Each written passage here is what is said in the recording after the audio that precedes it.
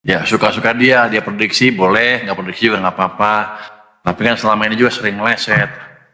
Untuk Menteri Keuangan dulu ya, Pak Purbaya minta tanggapan soal laporan Bank Dunia soal potensi defisit melebar hingga 2027 dari Ibnu Bloomberg Technos. Ada orangnya? Ibnu mana? Oh itu orangnya Ibnu namanya. Jadi saya suruh nanggepin Bank Dunia.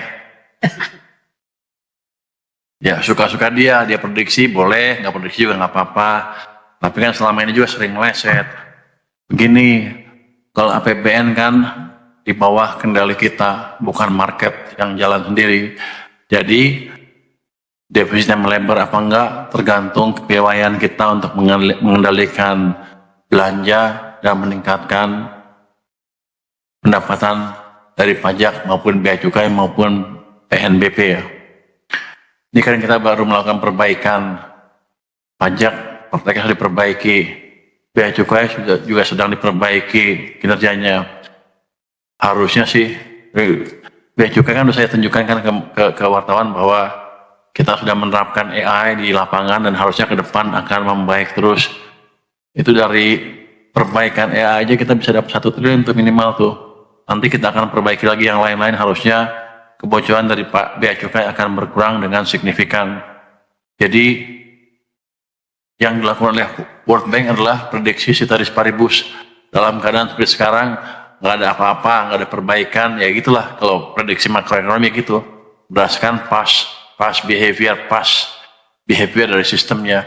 Padahal kan kita sedang berubah. Dan satu lagi, belanja juga kita kendalikan. Artinya bisa aja melebar, bisa aja enggak, tergantung kebutuhan kita. Tapi saya yakin kita akan kendalikan di level yang masih berkesinambungan ke depannya. Jadi Mas Ibnu, nggak usah terlalu khawatir. Ada Paswa, Pak Luki, ada Pak ini, kamu siapa? Febrio, ada Pak Bimo, ada Pak Jaka, ada Pak Prima, bahkan Pak Askolani. Siap mengendalikan anggaran supaya tetap berkesinambungan. Jadi Anda jangan terlalu percaya World Bank. Kenapa Anda referensi World Bank lagi? Yang ngomong gitu ya? Senang. So senang World Bank kali ya. Yang kedua, Pak Purbaya, proyeksi ekonomi sampai akhir tahun berapa pertumbuhannya? Untuk awal 2026 bagaimana? Dari AV Kumparan ya, malu. Wah, di situ. 2026 kita perkirakan masih belum berubah di 5,2. 2025 sorry. 2025 triwulan keempat itu 5,5 lebih sepanjang tahun 2000. Jadi di atas 5,5% ya di triwulan keempat tahun 2025 sampai akhir tahun kira-kira 5,2% untuk 2025. Untuk 2026 kita prediksi 5,4% sesuai dengan APBN-nya. Tapi gini, saya kan sedang hidupkan semua mesin ekonomi. Fiskal udah mulai jalan, moneter udah semakin sinkron, iklim investasi akan diperbaiki. Saya tetap melihat 6% bukan angka yang mustahil untuk tahun 2020 walaupun asumsi kita di 5,4%.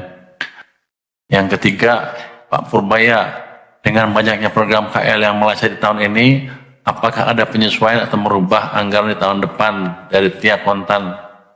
Meleset apa ya? Melesetnya apa? Maksudnya meleset apa? Kalau ini? Ya meleset dikit kali ya. Tapi karena ada penyesuaian yang diperlukan untuk macam-macam kebijakan kita ya.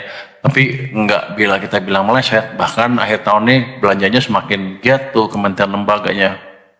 Artinya mereka sudah lebih siap untuk membelanjakan anggarannya tahun depan.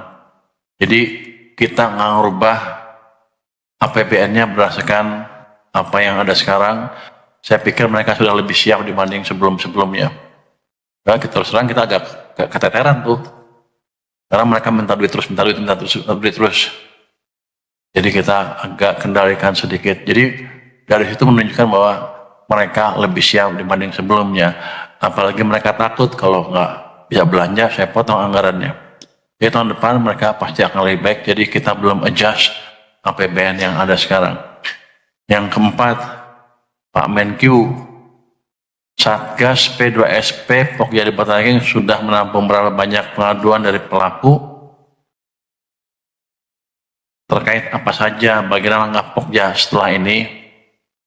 Jadi sejak 2 hari launching sudah ada 4 pengaduan dari pelaku di berbagai bisnis ya. Isunya adalah pembiayaan, perizinan, perdagangan. Langkahnya apa? Senin bisa. Senin depan akan kita mulai panggil yang ngadu dan yang terlibat, pemerintahnya ya. Kita adukan dua sisi dan kita akan pecahkan masalahnya secepatnya. Dari di situ nanti saya akan ikut sidang, ya, mimpin sidang gue ya. Kita akan mimpin sidang di situ. Ya pengadilan lah, pengadilan kecil supaya itu beres.